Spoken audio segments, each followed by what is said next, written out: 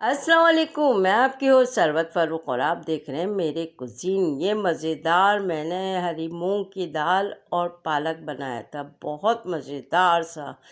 ये मैंने 1 कप दाल ली है हरी मूंग की, जो ज़्यादातर हम खिचड़ी बनाते हैं उसके लिए। मैंने लहसुन के 5-6 जवे लिए और एक टुकड़ा जो है तकरीबन 1 इंच का, ये मैंने उसका लिया है अदरक का।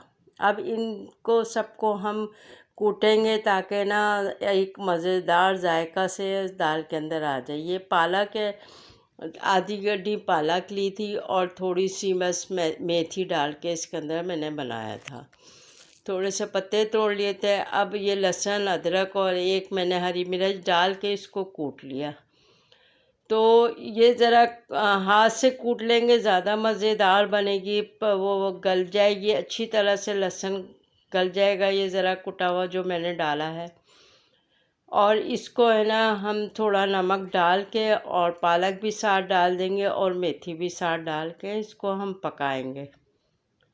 और फिर इसका तड़का अलग से बाद में बनेगा, लजीज तरीन जो मज़ेदार होती है ना दाल दाल साग, वो वाली बहुत मज़े की बनी थी वाकई में।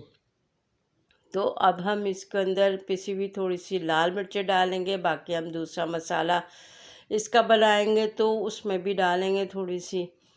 और इसको हमने ये ना इसको अच्छी तरह से हम चमचे से भी मिक्स कर देंगे। ज़रा सी हल्दी डाली इसके अंदर और इसको मिक्स करके हम पकने के लिए रख देंगे।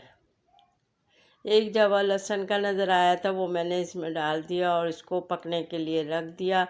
जब अच्छी तरह से ना ये गल जाएगी, अब ये मसाले के लिए मैंने टमाटर लिया, एक छोटी प्याज और 3-5-6 जवे लिए लहसुन के, थोड़ी सी अदरक लिए और 4-5 हरी मिर्चें ली हैं। इन सबको मैंने बारीक बारीक काट लिया। अब हम इसका भंगार तैयार करेंगे। ये बहुत मज़ेदार सी मसाले वाली ये ना दाल। अब मैंने दाल बॉयल हुई थी तो मैंने इसको निकाल लिया।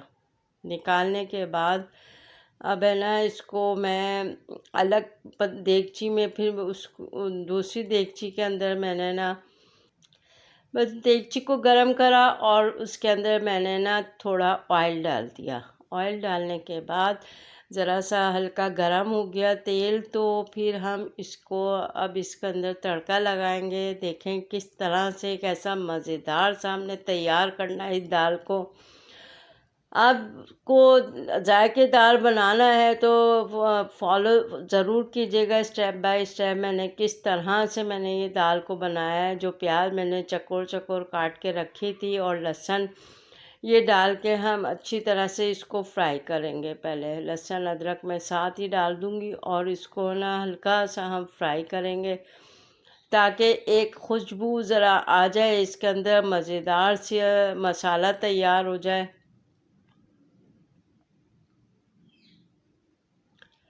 बस अब हम इसको ना दाल डाल दी मैंने, इसके अंदर ना मसाला भुन गया था, टमाटर भी डाल दिए थे साथ ही। अब हम इसको अच्छी तरह से मिक्स करेंगे, चाहे तो चमचे से या घुटनी से कर दें। तो हमारी ये लजीज तरीन दाल साग तैयार हो गई है। मेरे चैनल को सब्सक्राइब कीजिएगा, बेल आइकन का बटन ज़रूर क्लिक कीजिएगा। यकीनन आपको ये रेसिपी पसंद आने वाली है।